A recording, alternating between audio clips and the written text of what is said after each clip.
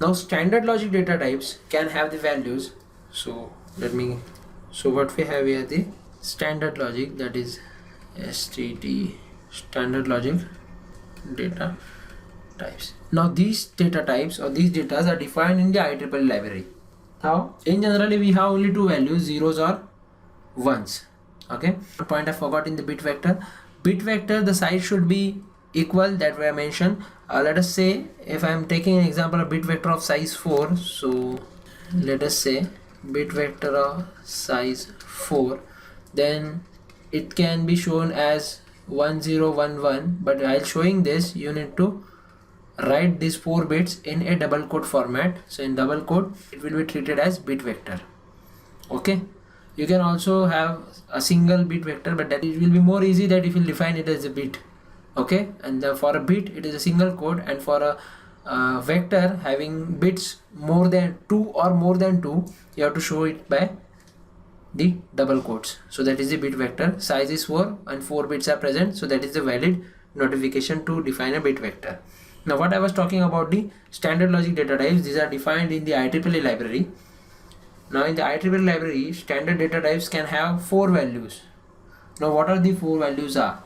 These 4 values are don't care, 0, 1 or Z. So we know that what don't cares are. Okay, it can have 0 value or 1 value, while 0 is logic low definition, or 1 is called as logic high or the VCC level, 5 volts or 3.3 volts as per the requirement, and Z is the high impedance state. So it is very important that for the Z is high impedance state of the circuit. Now what is high impedance state? I also mentioned in the tri-state logic and CPLD session that high impedance, the circuit is showing the high impedance, means electrically it is isolated from the system and it is not taking part in the system. Okay, so 4 circuits are available, and in a particular application I want only 3 of them to take part in. So the 4th one I will apply Z state, means what, the 4th output of the 4th circuit, it will give Z, that is in the high impedance, and it will be electrically isolated. No current or the voltage will flow from that output terminal of the 4th circuit, and only 3 will take part. So that is very important, high impedance state. So in standard logic data types, where the data types can have 4 values, don't care, 0, 1 and Z. And again, if you want to define this, you have to place single quotes while defining the standard logic don't care, 0, 1 and or Z. Okay, again there is a standard logic vector. Okay, so standard logic vector is there. The number of bit size must match with the vector size. Okay, so that is again key rule. So I am writing here the key rule, number of bit size must match with the vector length. Now this must match with the vector size, you can say. Okay, now for the example part here, the vector, let us say a 4-bit vector is there. Okay, then it will show the 4 values. These 4 values may be a combination of ones and zeros showing in double quote. Okay, single data type, single quote, vector, double quote. It may take value with a combination of zeros and ones. All these are of high impedance. It's a 4-bit vector.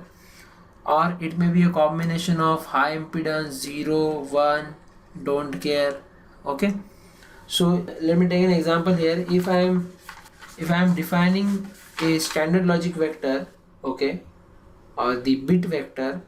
So if I am defining, let us say an example, S is the output type of port. Okay, S is the output defined as, this is the colon, this is the syntax. S is out, that is nothing but the output port, output side of the of any logic where S is defined, and it is of bit vector type. So I'll write down here bit vector. Again I mentioned VHDL is a case insensitive, so you can use uppercase as well as lowercase, whatever you want.